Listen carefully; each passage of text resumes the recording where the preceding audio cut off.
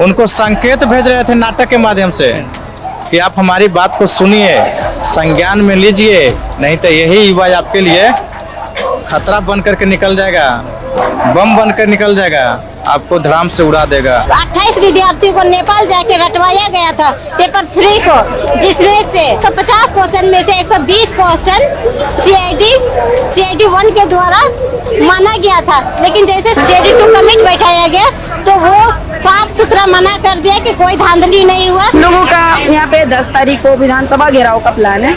अगर उतने दिनों तक सरकार हमारी बातें को नहीं सुनने आ रही है या उनकी तरफ से हम लोगों के पास कोई भी प्रस्ताव नहीं आ रहा तो नमस्कार दोस्तों, मेरा नाम है विकास कुमार। आप देखना शुरू कर चुके हैं बतंगड़। इस वक्त हम झारखंड की राजधानी रांची में हैं और ये प्रोटेस्ट साइट है जहां पर छात्र आंदोलन कर रहे हैं। सबसे पहले इधर आप दिखा दीजिए कि छात्र लगातार जो है आंदोलन, यहाँ पर आज 12वां दिन है और आंदोलन लगातार छात्रों का यहाँ पर जारी है।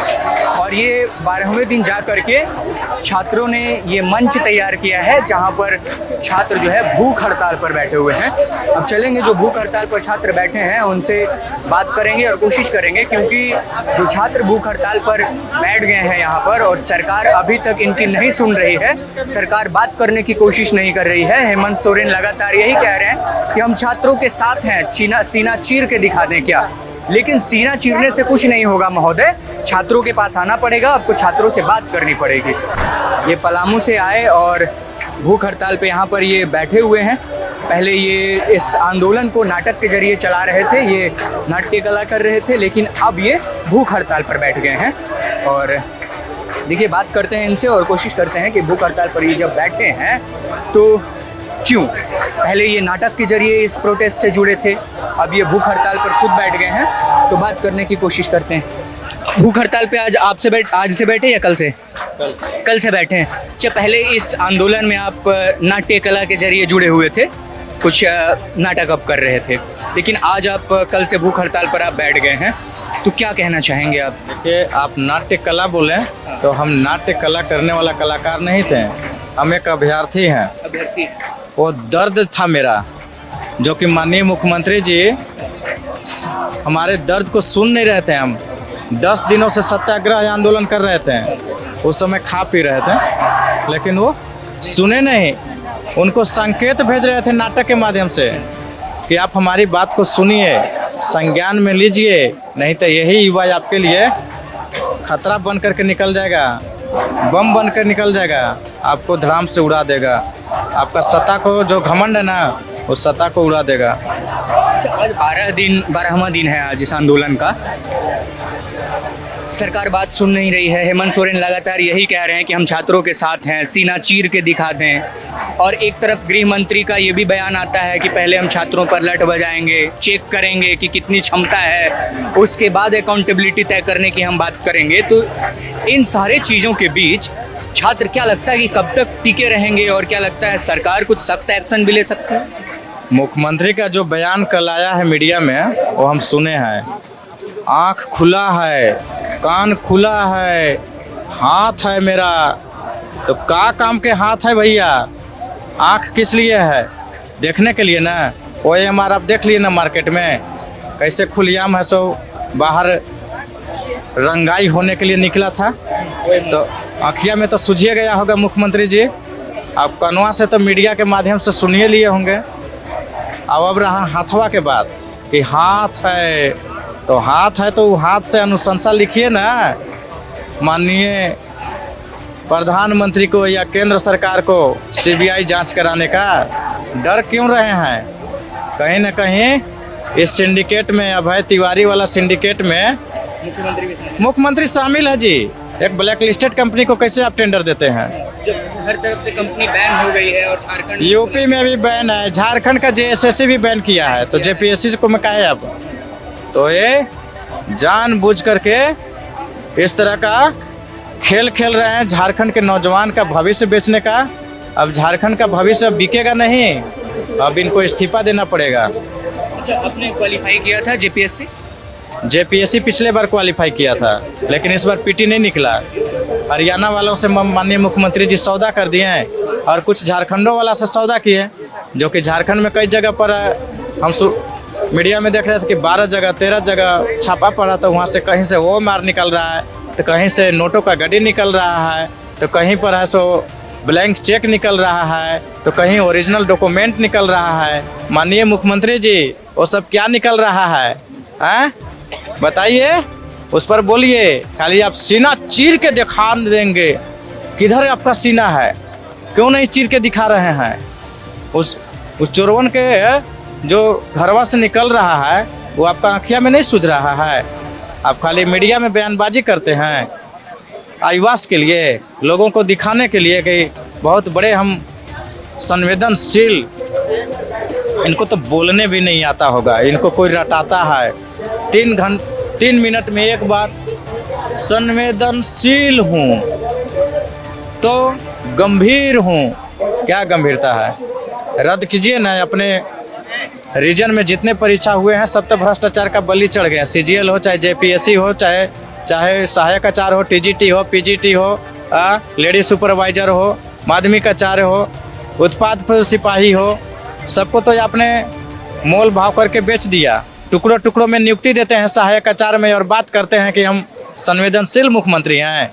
जितना सीट बेचते हैं उतना को नियुक्ति देते हैं और बोलते हैं कि गंभीर हैं। इस बात में कितनी सच्चाई है कि लोग कह रहे हैं कि गवर्नमेंट के पास और जो लोग बहाली निकलवाते हैं उनके पास प्रॉपर लिस्ट है कि BDO की नौकरी चाहिए तो आप इतने पैसे दें, SI की चाहिए तो इतने दें, दरोगा का चाहिए तो इतने दें, या किसी और डिपार्टमेंट चाहिए तो हर का एक लिस्ट है क्या झारखंड में?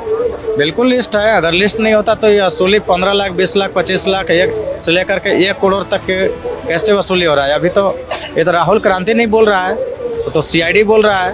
उन्हीं का तोता CID बोल रहा है। अभी तोता CID बोल रहा है, एक आध कोई ईमानदार अफसर होगा, इसलिए अभी बढ़िया जांच कर रहा है तो खुलासा हो रहा है।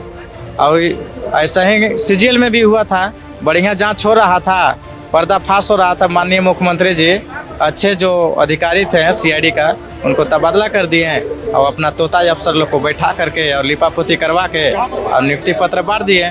और उसी CGL में अब यही मास्टरमाइंड अभय तिवारी 2nd टॉपर होता है, जिसको माननीय मुख्यमंत्री नियुक्ति पत्र वितरण समारोह में मंच से देते हैं नियुक्ति पत्र, बोलते हैं 1 रुपया का कहीं लेन देन नहीं हुआ है। चोर के दाढ़ी में 3 का नियुक्ति हमको नहीं मिल रहा है। हमसे 20 नंबर कम वाला कैंडिडेट को नियुक्ति मिल गया, सेम कैटेगरी में, सेम सब्जेक्ट में। तो हमको पगला समझ बैठे हैं ना। नोट देने वाला होशियार है या पढ़ने वाला पगला? अबरी पगला आपको बता देगा। सत्ता का घमंड और नशा हुआ है ना, तो ये राहुल क्रांति ये अनशन पर तो बैठ ही गया है। अगर मर जी करके अगर बच गया ना तो सत्ता से हाथ धुलवा देगा। प्लास्टिक के जग से पानी गिरा के और हाथ धुलवा करके और बंगाल और उड़ीसा का बॉर्डर भी पार करवाएगा। क्या शुभ नाम हुआ आपका? राहुल क्रांति। और कुछ लोग मीडिया आपको कमेंट करेंगे कि नेतागिरी वाला भाषा बोला है। ये कोई नेता होता होगा, लेकिन आप इसको चला दीजिएगा। हम एक अभ्यर्थी हैं, ये देख, हाँ, और देख लीजिएगा, ये नेता नहीं है, ये दर्द में हम बोल गए हैं, है ना। ये देखिए, हम सहायक आचार्य का क्वालिफाई किए हैं। आप बढ़िया ले लीजिए। और मैं दिखा दे रहा हूँ TGT 2016। लोग कमेंट करते हैं मेरा भाषण पर कि ये कोई नेता से प्रभावित है, कोई पॉलिटिकल पार्टी है, लेकिन हम देखिए ये सब परीक्षा पास किया है। और मेरा 172 आप देख रहे होंगे इसमें स्कोर कार्ड में, और 152 नंबर लाने वाला मेरा ही सब्जेक्ट में, मेरा ही कैटेगरी में नौकरी कर रहा है। अब आप ही लोग इंसाफ करवाइए, सभी पत्रकार बंधु से मेरा कहना है, और नहीं तो इस मुहिम को आगे बढ़ाइए ताकि इनका जो गलत मंसूबा है ना, नौकरी बेचने का और झारखंड का भविष्य बेचने का, उस पर लगाम लगे। बहुत ही शर्मनाक है कि झारखंड SSC में इन्होंने 172 मार्क्स लाए और ये कह रहे हैं कि सेम कैटेगरी 152 नंबर लाने वाला कैंडिडेट आज नौकरी कर रहा है, और हम 172 नंबर लाकर भी जॉब नहीं कर रहे हैं। कैटेगरी भी सेम है, कोई कैटेगरी का जोल भी नहीं कि अलग कैटेगरी का था इसलिए कम नंबर में उसको जॉब मिला। सेम कैटेगरी, 172 नंबर इनका, ये कह रहे हैं 152 उनका, वो जॉब कर रहा है और हम भूख हड़ताल पर बैठना पड़ रहा है। क्यों? क्योंकि धांधली हुई है धांधली। अगर धांधली नहीं होती सर तो हम यहाँ धरना में नहीं होते, कोई हाई स्कूल में पढ़ाते हुए होते हैं, बन करके पढ़ाते होते हैं। यहाँ हमको आने की ज़रूरत नहीं था और यहाँ तक हम पहुँच भी नहीं पाते हैं। ये माननीय मुख्यमंत्री जी का समझिए कि वार है, वार सौदा करने का व्यापार, जिन्होंने मुझे लेकर के आ गया इस चौपाल माने इस मंच पर, और ये मंच माननीय मुख्यमंत्री जी के गद्दी को उजाड़ करके छोड़ेगा। क्योंकि मेरा अब 39-40 साल हो गया, अब नौकरी करने का और कोई परीक्षा में बैठने का उम्र नहीं रहा। ये देखिएगा JPSC में जो हम बैठे थे, इसमें कट ऑफ एज है से 2026 से माननीय मुख्यमंत्री जी कर दिए थे। पिछला में 13वीं JPSC में कट ऑफ एज 2000 कितना था, 17, तो अबरी में 18 होना चाहिए था, लेकिन ये ढेरे एक बैक है से जंप करके 26 कर दिए। हम लोग परीक्षा में एप्लीकेशन भी नहीं भर पा रहे थे। इसको लेकर के माननीय उच्च न्यायालय में गए हैं, एज रिलैक्सेशन का केस लड़े, कोर्ट से इंटरिम आदेश मिला, तब फिर परीक्षा फॉर्म भरे। आप लोग को देखना होगा तो देख लीजिएगा, हाई कोर्ट का ऑर्डर है। राहुल कुमार नाम से मेरा केस फाइल हुआ था, मेन पिटिशनर मैं था। कोई झूठ मैं नहीं बोल रहा हूँ। कभी आप अगर व्हाट्सएप पर लेना चाहें तो मैं केस नंबर भी भेज दूंगा, पूरा जजमेंट भेज दूंगा। मैं हवा में बात नहीं कर रहा हूँ, सब चीज़ प्रूफ के साथ बात कर रहा हूँ। मेरा कोर्ट ने अंतरिम ये दी, इंटरिम ऑर्डर दिया, आदेश दिया कि बैठेंगे परीक्षा में हैं और परीक्षा में बैठा और पता क्या चलता है कि अच्छा बेटा तुम बैठ गया परीक्षा में, तुमको तो होने नहीं देना है, अपना सेटिंग कैंडिडेट को करना है। ये OMRA को है सो सीधे बाहर निकलवा करके अब अपन सेटिंग कैंडिडेटवन से माल लेके 1 करोड़ और रंगवा के उन्हीं को नौकरी देने का मूड बना लिए। और वह क्रम में है से एगो AMR बाहर आ गया, जो कि सौरभ सुमन का, आप ही लोग भी उसको देखे हैं, प्रेस मीडिया में चल रहा है। CID उसको गिरफ्तार भी किया सौरभ सुमन का। उसके पास OMR का कार्बन पेपर भी नहीं है और कोई ओरिजिनल डॉक्यूमेंटो नहीं है, वो सब दलाल के पास माननीय मुख्यमंत्री जी रखवा दिए हैं, है ना। तो माननीय मुख्यमंत्री जी आपका अब खेल, असली खेल सामने आ गया जनता के सामने। राहुल क्रांति अब पूरा झारखंड में लेकर के जाएगा। क्या समस्या थी आपको जो भूख हड़ताल पर लेटना पड़ गया आज? सर आप लोग को तो पता है 14 JPSC में अंदर से जो कॉपियाँ रंगा गया, उसी रीजन के वजह से, उसी कारण की वजह से हम लोग को PT तक नहीं निकल पाए। जबकि हम लोग जेन्युइन छात्र से रात दिन पढ़ाई कर रहे थे, तब भी एक हम लोग PT तक नहीं निकाल सकते। जबकि मेरा 135-36 क्वेश्चन हम सही कर चुके हैं। बताइए क्या PT में 100% सही करना चाहिए? हाँ, OMR जो बाहर आया था और जिनको CID ने गिरफ्तार किया OMR की वजह से, उसी वजह से आप लोग मार कर गए?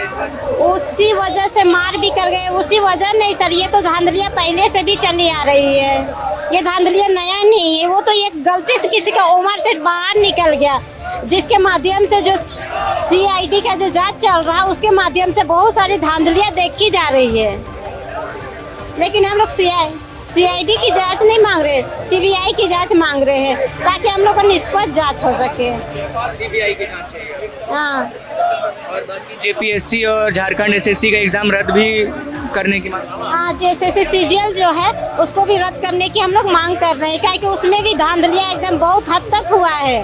वो भी 35 से 30 लाख में बेचा गया है, उसमें भी खुले आम धांधलियाँ चली है।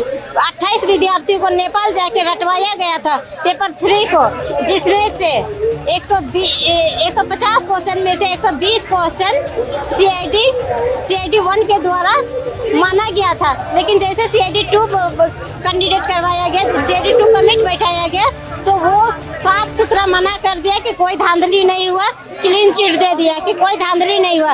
हाई कोर्ट में हम लोग केस भी किए, उसमें भी क्लीन चिट दे दिया कि कोई धांधली नहीं हुआ। अगर बताइए सर कि अगर कोई धांधली नहीं हुआ तो ये अभय तिवारी उर्फ मनोज जो तिवारी है वो कहाँ से हुआ? उसका जो कहाँ से CGL में जो 2nd रैंक में लाया हुआ है, वो धांधली किया है तभी ना हुआ। उसका हुआ, उसका भाई का हुआ, उसका पत्नी का हुआ, उसका भाई की पत्नी का हुआ। एक घर में इतना इंटेलिजेंट है और हम लोग रात दिन जो बच्चा यहाँ लाइब्रेरी और एक रूम में छोटा सा रूम में कैद हो के पढ़ रहे, हम लोग एक पीटी तक का जॉब नहीं निकाल पा रहे और 5-5, 6-6 जॉब निकाल रहा है। इसमें धांधली नहीं दिख रही है, इसमें तो खुलेआम धांधलियाँ दिख रही है। क्या लगता है सरकार बात करने की कोशिश आप लोग से तो अभी तक कर नहीं रही है? अभी तक सरकार हम लोग से कोई बातचीत कोशिश नहीं की। अगर सरकार हम लोग से बातचीत करने की कोशिश की करती तो हम लोग ये भूख हड़ताल में नहीं बैठते। अगर सरकार बात नहीं करती है तो क्या ये भूख हड़ताल आपको जारी? अगर सरकार हम लोग से बात करने की कोशिश नहीं करती, हम लोग की मांगों को पूरा करने की कोशिश नहीं करती तो इसी तरह भूख हड़ताल जारी रहेगा। और अगर सरकार तब भी नहीं माने तो और भी छात्र भूख हड़ताल पे बैठने के लिए तैयार है। हम लोगों का यहाँ पे 10 तारीख को विधानसभा घेराव का प्लान है। अगर उतने दिनों तक सरकार हमारी बातें को नहीं सुनने आ रही है या उनकी तरफ से हम लोगों के पास कोई भी प्रस्ताव नहीं आ रहा, तो हम लोगों का जो अनिश्चितकालीन धरना है लगातार चलता रहेगा। हाँ, लगातार चलता रहेगा। चाहे उसके लिए भूख हड़ताल हम लोगों को 20 दिन भी और क्यों ना बढ़ाना पड़े, हम लोग करते रहेंगे। आपके गृह मंत्री साहब कह रहे थे कि पहले छात्रों पर हम लाठियां बरसाएंगे, फिर देखेंगे कि सैनिक की कितनी क्षमता है, तब अकाउंटेबिलिटी तय करने की बात होगी। हम लोग तैयार है सर, लाठी खाने के लिए भी तैयार है। जब हम लोग भूख में रह रहे हैं, बारिश में रह रहे हैं, धूप में रह रहे हैं, तो फिर लाठी खाने के लिए कैसे नहीं तैयार होंगे? अगर हमारे गृह मंत्री जी को लग रहा है कि हम लाठी खा के भी अगर प्रोटेस्ट करें तो ठीक है। अगर वो चाहते हैं कि हम उनके बच्चे हैं और उनके बच्चों पे लाठी पड़ते हुए वो देख पा रहे हैं तो ठीक है, हम लोग लाठी खाने के लिए तैयार है। लाठी खा लीजिएगा? हम लोग लाठी खाने के लिए तैयार हैं। क्या लगता है सरकार जिस तरीके से दिल्ली में 20 जुलाई को सख्त हुई थी, ऐसी नौबत यहाँ पर आएगी? ऐसी सरकार यहाँ भी बन चुकी है। देखिए 10 दिनों से 12 दिनों से हमारा धरना प्रदर्शन लगातार चल रहा है। उस दौरान प्रशासन हमारे लिए काफ़ी कोऑपरेट कर रहे हैं। अभी आपने देखा होगा 2 दिन पहले हमारे पास टेंट नहीं था। हमारे जो प्रशासन भाई लोग हैं वो लोग काफ़ी मतलब इतने हद तक मदद कर रहे हैं कि काफ़ी बच्चे बारिश में भीग रहे थे। वो लोगों ने खुद से बिना परमिशन का हम लोगों को तिरपाल प्रोवाइड करवाया, फिर हम लोग उस तिरपाल में खड़े रहे। बाकी पूरे रात हम लोग सर भीगे हैं। तो इस तरह की जैसे कि दिल्ली के प्रशासन थे लगातार बच्चों पे लाठीचार्ज कर रही थी, उनके साथ अभद्र व्यवहार कर रही थी, हमारे यहाँ के प्रशासन वैसे नहीं है। प्रशासन कोऑपरेट कर रही है? एकदम प्रशासन 100% कोऑपरेट कर रही है। आप चारों ओर देखिएगा प्रशासन का झुंड पड़ा होगा, लेकिन आप देखिएगा वो स्टेज के पास नहीं है। क्यों? क्योंकि उनको हमारे पे भरोसा है। हमने अभी तक अभद्र गालियों का प्रयोग नहीं किया, अभद्र नारों का प्रयोग नहीं किया और पूर्ण रूप से संवैधानिक तरीका से हम लोग इस प्रोटेस्ट को जारी रख रहे हैं, जिसकी वजह से शायद प्रशासन भी ज़्यादा कोऑपरेट कर रही है। बाकी लाठीचार्ज का अगर बात आएगा तो हम लोग उसके लिए भी डटे हुए हैं सर, उसके लिए भी डटे हुए हैं।